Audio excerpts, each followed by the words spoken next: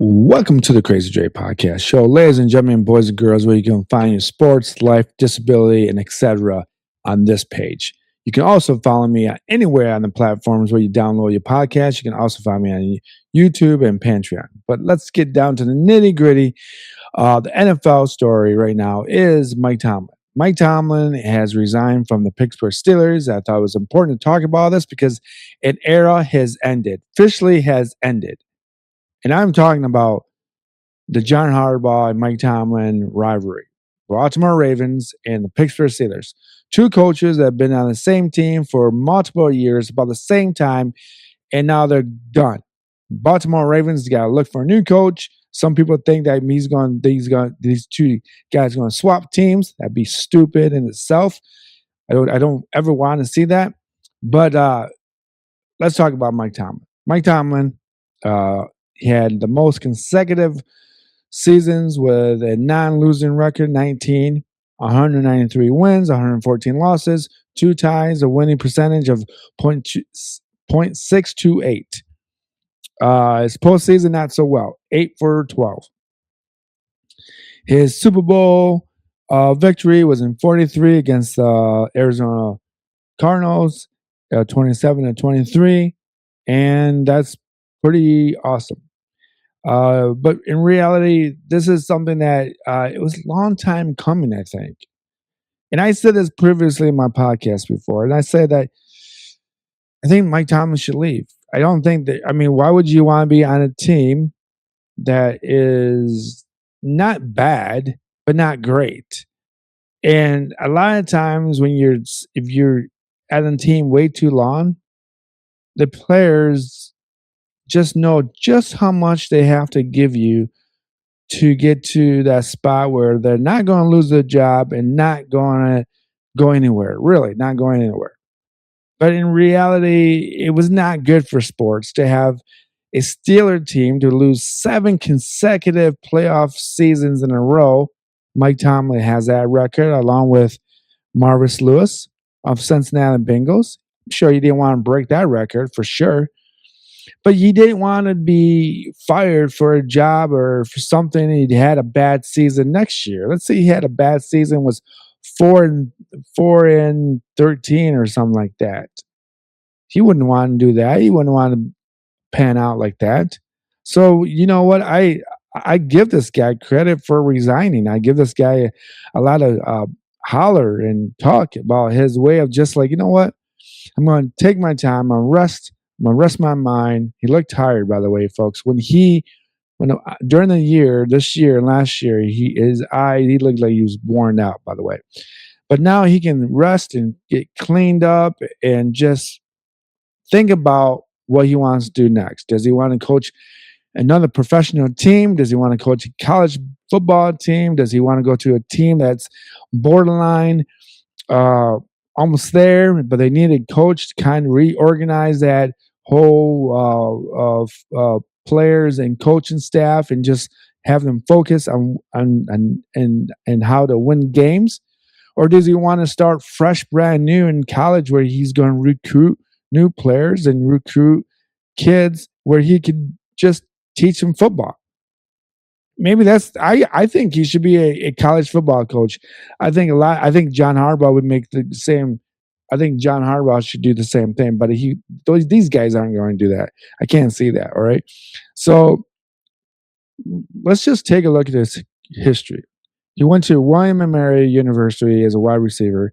In 1995, he was at Virginia Military Institute as a wide receiver coach. In 1996, he was in Memphis as a graduate assistant.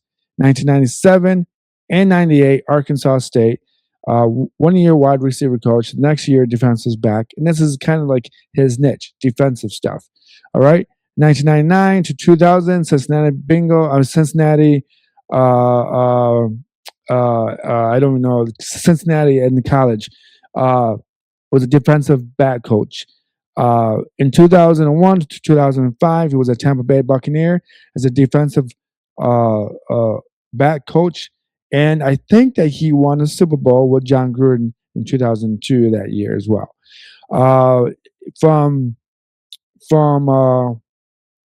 2006, he went to to Minnesota Vikings as a defensive coordinator. So he's moving up. And then in 2007, he became a Pittsburgh Steelers head coach. He took over Bill Carr, a legendary coach with the Pittsburgh Steelers. He just won a Super Bowl in 2007, I think, and he retired.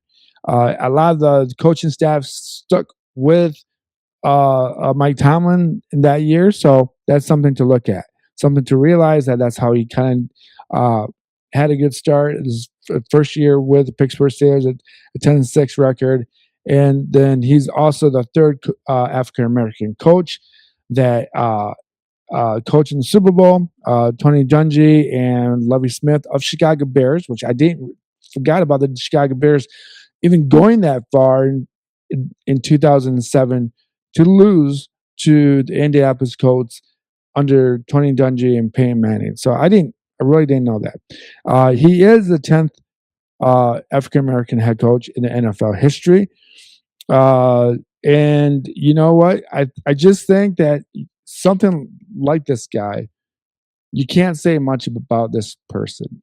You never hear bad rep about him on the press. You never heard anything inappropriate about his language or his demeanor.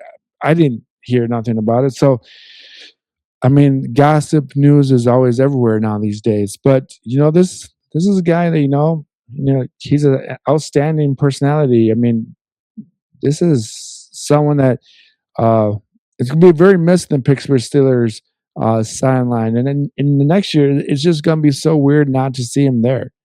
And I just think that's kind of the thing for Pittsburgh Steelers fans and Baltimore Raven fans. And now they have to kind of reboot and restart over. And I just, I don't know how well these two teams are going to do next year. I just don't see the Steelers going anywhere at all without a coach like him. And, I think Baltimore Ravens, losing John Harbaugh was a blessing in disguise because Lamar Jackson didn't want to listen. I actually thought that what would happen is that Lamar Jackson maybe try to get out of his contract to play with Mike Tomlin if Mike Tomlin was still with Pittsburgh Steelers. That's what I was thinking before this happened, but that didn't happen. So, cheers to Mr. Tomlin for a fantastic career. We'll be happy to see and hear from you in the future. Where you're going to be, where you're going to go. And I'm going to talk about other news and sports. I just got to talk about the Mavericks and Anthony Davis. Anthony Davis is going to get surgery in his hand that he messed up a couple weeks ago. His career, his season is going to shambles. Number one reason why people are getting sick of the NBA. Guys like him just getting injured. I don't even think he's injured. I think he just doesn't want to play. I think that he doesn't want to play because he's not the center of attention. I really think that's what it is. So that's something that I think that he's just manifesting in his head. I think this is something that he's done his whole career, Anthony Davis. I just don't believe it. And if it did happen, I apologize in advance that your hand's all messed up. But until you can prove to the rest of the world, people just going to say what they're going to say. Please fix the NBA. Having these players get hurt for no reason or take nights off for no reason. Here's something I want to talk about. MLB news. MLB news. Ron Mansfield is the commissioner of the MLB. He's already talking about expanding MLB, bringing the team to Carolina, bringing the team to Tennessee, Memphis, or somewhere in that region, and he's going to put a non-American, non-National League together, and he's going to put the Yankees and the Mets in the same division. And I don't know I don't know when this is going to happen, but it's out there. So, do I like to see this? Yeah, I don't know. I don't like the alignment. You're going to have a lot of bad teams in the same market field, and you're going to have one of those teams make the playoffs. And if it's a sub 500 team that's not that good, and another team loses out because they didn't win their division, that's going to suck. Just horrible. It's just going to be bad. Okay, I don't like it. I don't like how they're going to set it up. I hope that they set it up that not only does the division winners make it, but the better record makes it. So if you are a division winner and you have a sub 500 team that's below 500, but you win your division, and in the fifth team that has better record than you do that didn't win the division or didn't get a wild card takes your spot, takes that spot of the team that won the division with a bad record. I just I don't like how MLB is not putting a cap on on a salary cap for every season.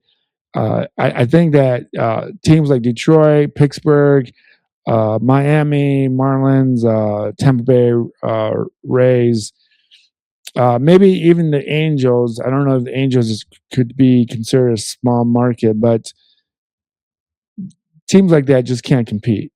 I mean, and people are just getting sick of seeing a super team. They just are. They're not going to want to see the Dodgers win 7 World Series in a row. It's not. It's not the 1950s and it's not the 1940s and 30s where people are 95% of human beings are working and the other 30% of the population who are working are are uh, kids or children. I can't talk no more. Uh, but do something about the MLB. Fix that. If you like listening to this podcast, please follow me. Please subscribe on the YouTube, Patreon. You can follow me on anywhere that you download your podcast. Uh, thank you so much for listening. Thank you, Mike Tomlin, for your career, your dedication as a head coach with the Pittsburgh Steelers, making that team relevant for 19 years, even though most of us didn't want to see that.